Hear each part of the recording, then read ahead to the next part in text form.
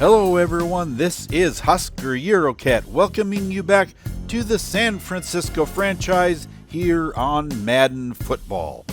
Today the 49ers are getting back to Levi Stadium to face the Denver Broncos. Denver has now acquired Jameis Winston from Tampa Bay in free agency, and while the team is tied for the lead in the AFC West with the Raiders, he's not having the best of seasons with only the number 28 rated offense in the league. At first, I questioned the strength of the O-line, thinking it was a bit weak, but really doesn't appear to be the issue. It does seem to be an issue throwing a bunch of interceptions this season, so that may be a problem against the number 5 pass defense here in San Francisco. Denver's pass defense has the number 21 ranking in the league, so Jimmy may have just a bit more success through the air than the stacked front 7 will give up on the ground. Let's just hope the Niners don't look past this group of guys, because if they're not careful, the Broncos could take advantage of that. That gained experience with the acquisition of Josh Norman and Eric Whittle, so the secondary isn't without talent. Can Jimmy keep from throwing his renowned picks during this game? Will the ground attack have to come up big in this game, or will the defense come through once again? The teams have taken the field and appear to be ready for the kickoff, so let's join them as the 49ers take on the Broncos here on the Football Freaks Sports Network. The Broncos start out on their 25-yard line. Anderson, the lone setback, and he gets the ball, and he only gets about a yard, maybe 2 at the most. On the counter play, the call again goes to Anderson, and he gets stopped for no gain. 3rd and 8. Winston back to pass and throws into no man's land. That gives the ball to the 49ers. Garoppolo back to pass. Gets hit as he throws, and it's incomplete. The pitch out goes to McKinnon on the left side, and he's over the 50-yard line and inside Bronco territory. 3rd and 4. A completion to Jordan. He moves the chains, getting to the 32 of the Broncos, and Garoppolo is sacked. Brandon Marshall breaks through the line, gets to Garoppolo in the backfield. That gives the 49ers a 2nd and 15. Butler is complete inside the 30-yard line. 3rd and 4. Garoppolo backpedaling to the left. He can't find anybody open and finally goes down. A 44-yard field goal by Kaimi Fairbairn, and it's out to the right. No good. So the Broncos take over at the 34-yard line. Winston back to pass. Throws complete to Sanders for a 9-yard pickup. 2nd inches out of the I formation. Anderson up the middle, has the first down out to the 49. Now Andy Janovich inside 49er territory. 2nd and 4. Winston throws complete. Jake Butt inside the 40-yard line for another Bronco first down. Devontae Booker takes it up the hash marks, and he has another first down. Out of the I formation, Winston throws, and Jake Butt has the completion, a 9-yard pickup, which brings us to the end of the first quarter with a scoreless game here in Levi Stadium. 2nd and 1. The handoff. No, it's missed, and Winston is tackled in the backfield. 3rd and 3. Look out. Oh, Winston gets hit by Eric Armstead. So a 45-yard field goal by Brandon McManus is good. So the Broncos take a 3-0 lead on that field goal by McManus. Now from the 24, McKinnon gets the call, goes left, and spins his way out to a first down. Did they give it to him? Eric Weddle is down injured on the play. Yes, they gave McKinnon the first down. Now on 2nd and 10. And it's intercepted. Aqib Talib with the pick. Garoppolo feeling the pressure up the middle. Lets that one go way too early before he sees Talib.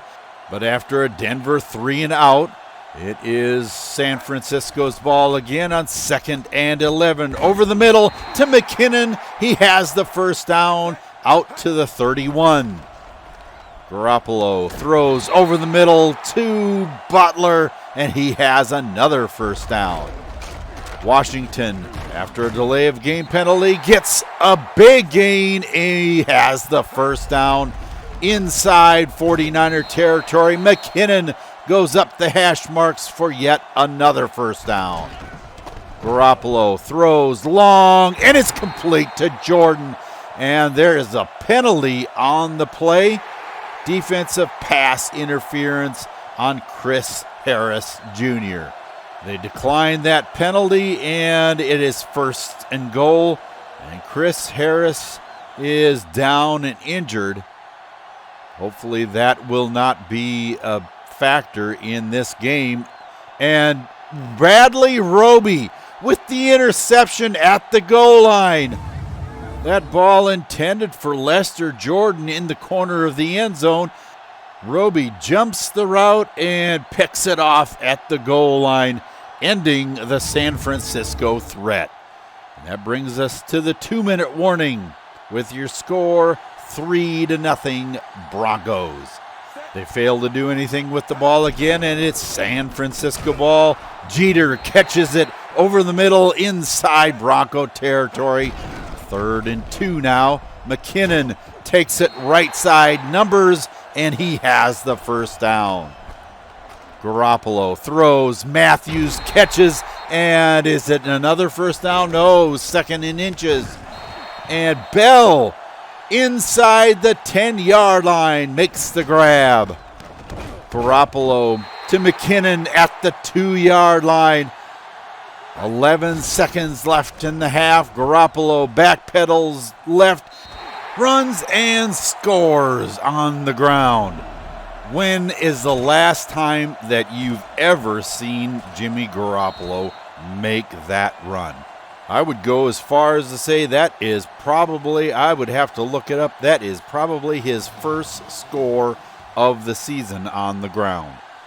7-3 is your score at halftime. Jimmy has certainly had a busy first half, 2 interceptions and a rushing touchdown. The Niners really don't seem to be having a problem moving the ball if he would stop with the dreaded picks. Eurocat baby, is Coach Shanahan concerned about that part of the game at all? He did voice some concerns over the situation, but he knows Jimmy can bring it back. They're having a bit of a problem with a little too much pressure from the Denver defense, and Jimmy is suffering from a case of happy feet due to it. He told me slowing down the pass rush of the Broncos is one of his chief concerns in the second half. In order to do that, they'll be making a few adjustments in the blocking scheme. Now on the other side, Coach Joseph said that his Broncos must be a bit more consistent. They seem to be able to move the ball at times very well, but then the San Francisco D gets a big play that ends a drive. The battle isn't being won up front in the trenches, and if they want to be successful in the second half, they need to win some of those battles. He said he is very pleased with the play of his past defense.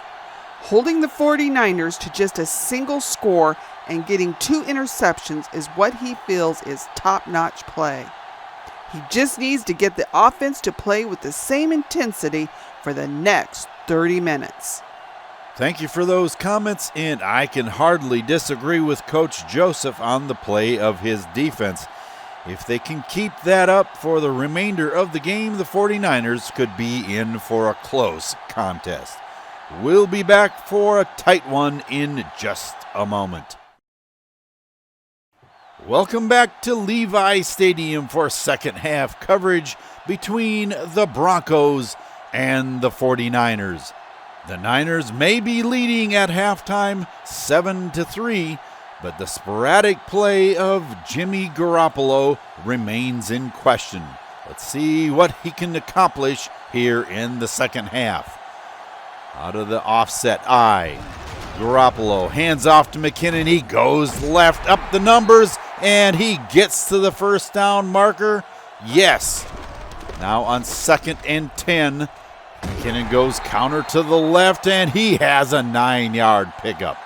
3rd and inches, up the middle, and he has the first down. Now at the 48, Garoppolo throws to Colin Jeter, and he's inside Bronco territory, just outside the 43. McKinnon goes left. He has the first down inside the 40-yard line. Now it's becoming the McKinnon show. Inside the 35-yard line, 2nd and 4. And he gets the handoff again and has the first down inside the 25. Out of the I formation, they're giving McKinnon a little bit of a rest. Tayshaun Jones goes inside the 20-yard line. Now in the red zone, Jones to the left, and he doesn't get the first down, but almost 3rd and inches. Out of the I formation, up the middle, and he has the first down. And after another delay of game penalty, Garoppolo back to pass. It's complete to Lester Jordan at the 1-yard line. 1st and goal, Garoppolo gives McKinnon. He didn't get in the end zone. That looked awfully close to me. And Colin Jeter finishes it off up the middle and into the end zone. That gives the 49ers a 2-score lead at 14-3. Now after a Denver 3-and-out, that brings us to the end of the 3rd quarter. And Denver is going to have something good go their way here in the 4th. Now the 49ers, Washington gets tagged. Todd Davis stops him at the line of scrimmage. Garoppolo throws. McKinnon catches. He has lots of room. Is inside Bronco territory at the 39. Garoppolo, and he has it intercepted yet again. Pernell McPhee, another experienced linebacker that the Broncos picked up in free agency, and they bring an end to the 49er scoring threat. Handoff goes to Anderson. He has the first down out to the 39. 2nd and 7. Winston gets caught in the backfield and is sacked. 3rd down coming up, 12 yards to go. Winston throws to McKenzie. He does not get the first. 4th and 2, and they're going for it. Booker from the Wildcat gets just enough for the first down. At the midfield stripe, McKenzie catches it and is inside the 35. First down, Denver. Out of the shotgun, Winston calls his own number, and he is inside the 25 for a first down. Now on 2nd and 7, Jake Butt inside the 10, inside the 5, and it is 1st and goal, Broncos. Booker up the hash marks, gets only about a yard. From the 2-yard line, the throw is incomplete, broken up by Rashaan Evans. 3rd and goal, Booker cannot make it to the goal line. That brings us to the 2-minute warning, and the Broncos are going for it on 4th down. Anderson up the middle, and he does not make it. He turns it over, and the 49ers have it inside their 1. Jeter is out to the 5. 2nd and 5. Garoppolo drops back into the end zone, passes the ball. I'm not sure why he would pass out of the end zone. McKinnon headed the right, and he can't get past the line of scrimmage. Marquette King kicking out of his end zone, and he shanks the ball. Oh my goodness, at the 12-yard line, the Broncos have the ball and are in business. Winston is inside the 5. A 9-yard pickup on a quarterback draw. He throws, and he's complete in the end zone. Emmanuel Sanders catches it. On the replay, you'll see after he does, ooh, man, does he get hit by Navarro Bowman. Just a huge hit trying to dislodge that ball. Now the 2-point conversion. Winston throws, and it's incomplete in the end zone. 14-9 is your score. The onside kick is handled by Jordan, and that should be your ball game. 1:28 left. They have to get Denver to use that last timeout, and McKinnon goes up the middle for a 5-yard gain. Once again, the give is to McKinnon. There is a penalty offside on Chandler Jones. That will take the last timeout from Denver, and all Garoppolo has to do is take a knee, and this one is over. 14-9, the 49ers escape with the win. I thought last week's game against the Seahawks had a wild finish. What a messed up punt at the end of the game by Marquette King. Off the side of his foot is, I'm sure, not what he was hoping for either. Out of the end zone, that was tough. An 8-yard punt is not what you want anytime, but most obviously not inside your own 5. If Denver had recovered that onside kick, who knows how the game would have ended. I don't know about anyone else, but I'm glad it's over.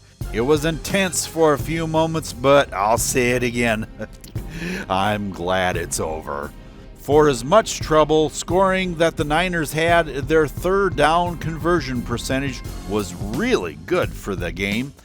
5 of 7 is a pretty good number to shoot for. I don't care what team you are. Obviously, the passing attack of the 49ers wasn't real good today, but the running game made up for it. No fumbles like in last week's game in Seattle, but San Francisco did gain just over 100 yards today. The Niners held the time of possession advantage, which went a long way as far as keeping it out of the hands of Jameis Winston. I was hoping for a better showing out of Jimmy G, but throwing 3 picks kind of puts a damper on your successful day, doesn't it? And of course, his passer rating shows the difficulty that he had today. Jarek did as well as he could against a very stout Denver front 7. A 75-yard day isn't awful, but he's had better. What I thought was exceptional was the 15-yard run that Dwayne Washington ripped off up the middle after a delay of game penalty. Getting more touches may prove difficult for the third-string back, but if he keeps running the ball that effectively, I don't see how the 49ers can't help but feature him in a few more plays. As far as the receivers are concerned, McKinnon and Jordan were your catch leaders for the day, so Jarek was having a good day on more than just the rushing front. Lester was having a good day considering the trouble that Jimmy had getting him the ball on a consistent basis.